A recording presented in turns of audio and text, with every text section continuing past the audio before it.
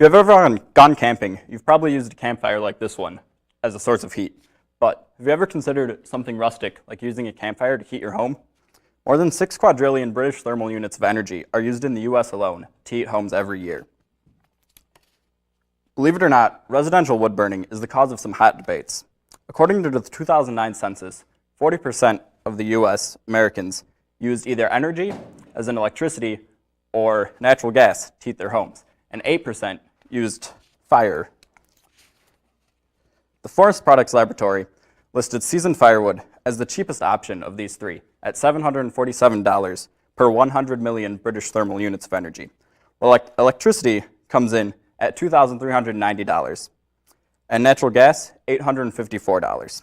However, electricity is the most efficient at 98%, while natural gas and firewood both fall right around 80%. Studies by James Hoke on air emissions have shown that firewood is one of the cleanest fuel sources in the US. Firewood is extremely sustainable and competitively green.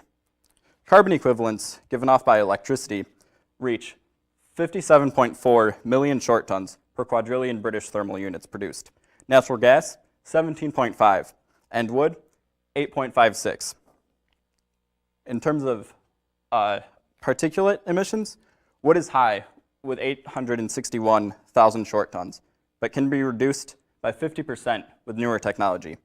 Natural gas, only 28,000, but electricity, 520,000. Acid equivalents from electricity reach up to 15.2 billion equivalents. Natural gas, 2.4, and wood, 1.4. So now you may be thinking to yourself, I like to save money, or I'd like to help save the environment, or maybe perhaps some people would consider me a hipster. And honestly, you've had me sold at the term something rustic. So now you're wondering how you do this. Well, there are 2 key points to residential wood burning: the wood and the stove. The choice of wood is broken down into 3 sections. First choice is the choice of the species. For this, the most important thing to keep in mind is find something that's sustainable and native to your area. Studies by Manzone on poplar and black locust have shown that there is no significant difference between log diameters of 50 millimeters and 250 millimeters in terms of moisture content or heat value dried over the course of 6 months. This brings us to the question of storage, which goes beyond the bark side up and bark side down argument in Disney's Frozen.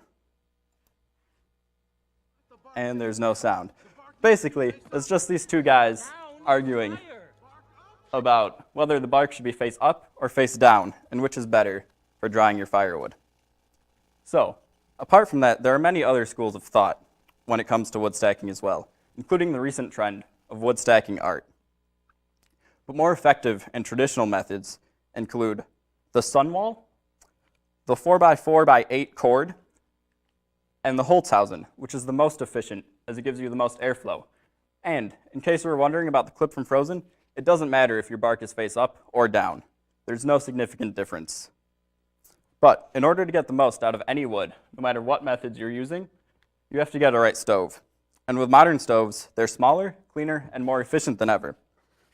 The Trondheim Institute of Chimney Sweeps says that you can add a flue to your stove and get approximately 1 kilowatt increase in energy for 1 meter of a flue or chimney.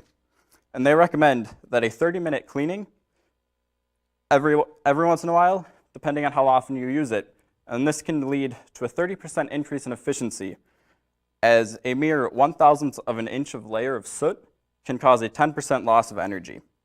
And it will also reduce the risk of household fires. Now, if the preparation of firewood isn't for you, there is another option. Although slightly more expensive than natural gas, wood pellets offer the same advantages of firewood, without the chopping, splitting, or stacking. But if you're looking for a natural and effective workout and heating your home method, then residential wood heating may be for you.